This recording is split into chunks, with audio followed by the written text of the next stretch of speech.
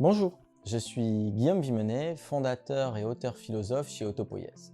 Aujourd'hui, nous allons parler de la philosophie du dépouillement de Diogène. Je vous propose donc de réfléchir à la question suivante. La pauvreté rend-elle heureuse?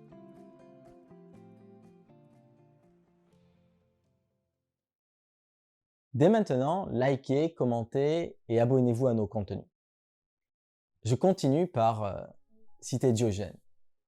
Diogène nous dit « Les choses nécessaires coûtent peu.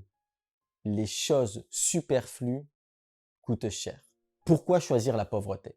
Par choix, Diogène vit dans la pauvreté et le dénuement. Par conviction, Diogène vit sans possession, ni attache. Il développe une philosophie du dépouillement, où il se dépossède de tout pour être plus proche de lui-même. Pour les cyniques, la pauvreté est une vertu. A contrario, la richesse est à proscrire. Ne rien posséder permet de se détacher des choses matérielles et ainsi d'accéder à la liberté. On ne peut en même temps avoir et être.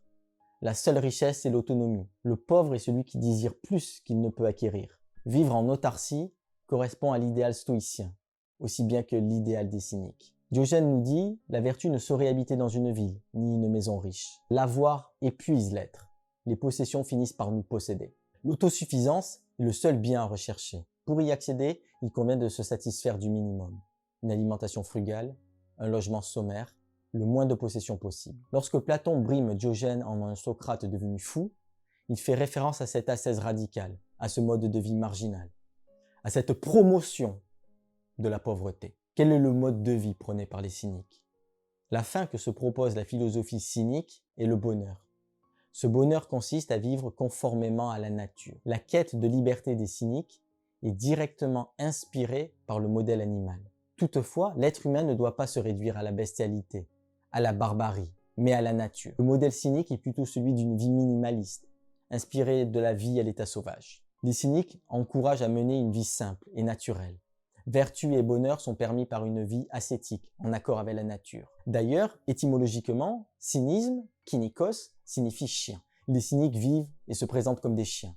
Diogène se félicitait d'ailleurs de son surnom de chien, donné par ses détracteurs. D'après les cyniques, la liberté humaine ne diffère point de celle du chien. Diogène aboie devant les ignorants et lèche les sages. Diogène, dont le surnom fut le chien, loge dans son célèbre tonneau, devenu le symbole du principe d'autarcie. En fait, Diogène dort dans un pitos, une grande jarre. Il n'y avait pas de tonneau en bois à son époque. Ses possessions se limitent à un bâton, qui a une utilité pédagogique, une lanterne et une coupe. À ce propos, on raconte que Diogène, à la vue d'un enfant qui buvait avec sa main, jeta son écuelle de colère. Il avait été battu. Les cyniques prônent une alimentation tout juste suffisante, un logement spartiate, de vieux vêtements.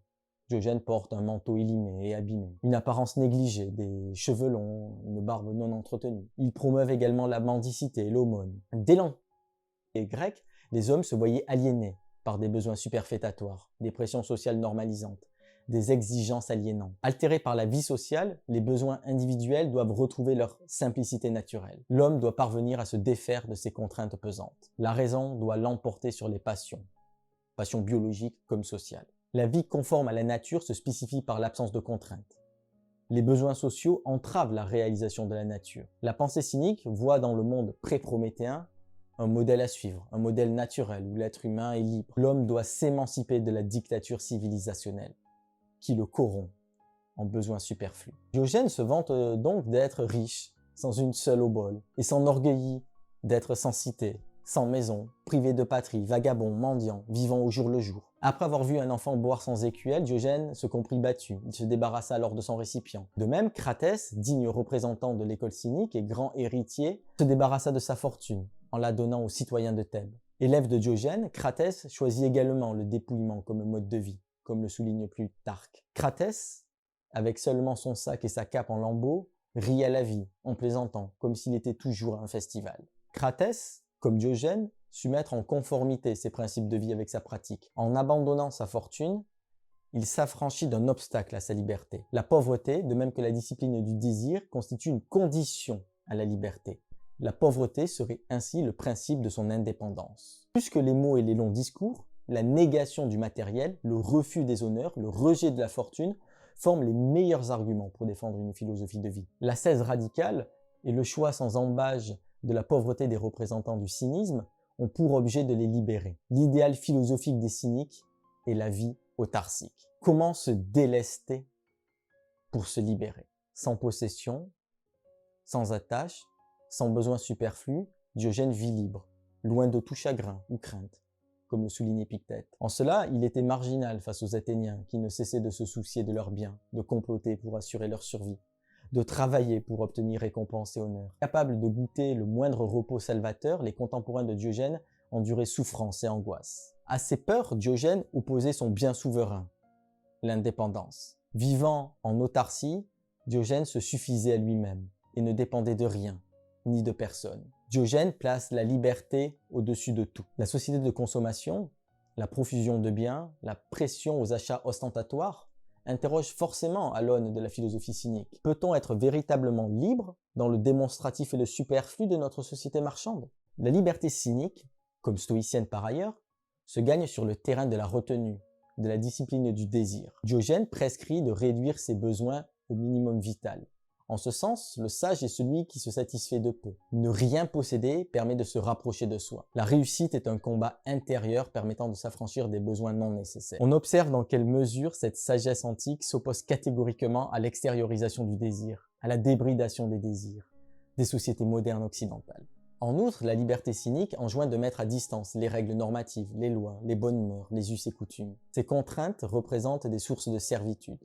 Diogène développe une pensée profondément contestataire et irrévérencieuse. Son objet est de subvertir la morale commune, de renverser les idéaux partagés. La liberté est donc également un travail de mise en perspective des forces sociales coercitives. Le sage ne se soumet pas à la doxa populaire.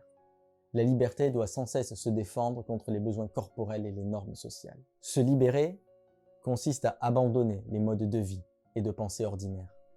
Le sage vit en décalage, en marge des cadres restrictifs et des pratiques quotidiennes de ses contemporains. C'est par le fait même qu'il ne se soucie pas le moins du monde du regard inquisiteur porté par les autres sur sa façon d'être qu'il est indépendant. Et donc libre, celui qui ne vit plus emprisonné par le jugement social.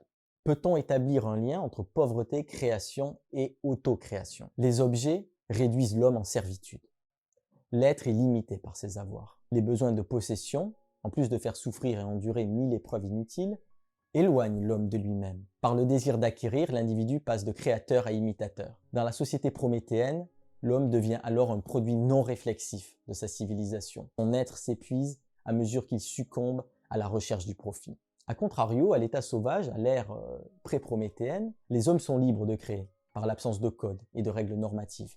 La création de soi implique nécessairement de faire abstraction de la mimétique des désirs, du regard évaluateur des autres. Le processus d'autocréation doit mettre à mal les dynamiques normalisantes. L'homme souverain, par définition, ne s'établit pas selon des standards, mais s'érige en vertu de ses propres critères, en fonction de ses règles personnelles. De la sorte, la richesse et l'autocréation s'opposent au moins à deux niveaux. Premièrement, la quête effrénée de biens, l'appât du gain, ne peuvent que détourner l'individu de ses richesses intérieures. Rechercher le succès extérieur, c'est renoncer à toute possibilité de victoire sur soi-même. Devenir maître de soi implique un travail d'introspection, un regard dirigé vers son fort intérieur, alors même que l'ambition dans les affaires entraîne un mouvement vers l'extérieur. Secondement, les possessions finissent toujours par nous posséder. Plus j'ai, moins je suis. S'affranchir des objets, vivre de manière minimaliste, permet également de faire le vide en soi, condition nécessaire à sa liberté intérieure. À titre d'illustration, dans l'histoire des idées et de la pensée, on ne peut qu'être frappé par la concomitance entre l'austérité et le génie. Dans Éthique à Nicomaque, Aristote condamne la crématistique, c'est-à-dire l'accumulation de monnaie pour elle-même. L'art de s'enrichir s'oppose déjà à l'art du bien-être, oikos. Il s'agirait là d'une activité contre nature. De même, bien plus tard, Nietzsche condamne la passion effrénée de l'avoir et des honneurs, la recherche de l'enrichissement pour lui-même.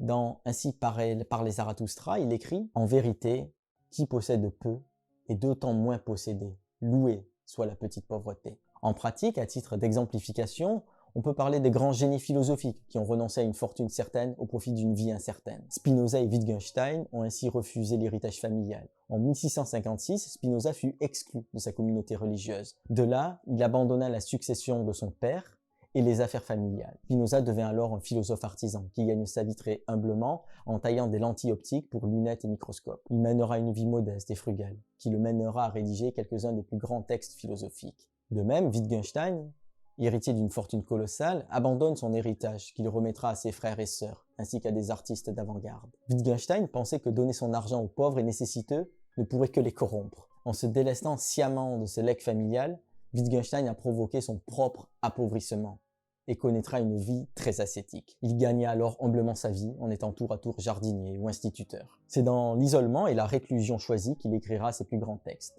En dehors du champ philosophique, on peut citer Albert Einstein comme un symbole du pauvre génie. De 1900 à 1905, soit les années les plus prolifiques au niveau intellectuel de sa vie, il vivait dans une certaine précarité, voire même une certaine misère.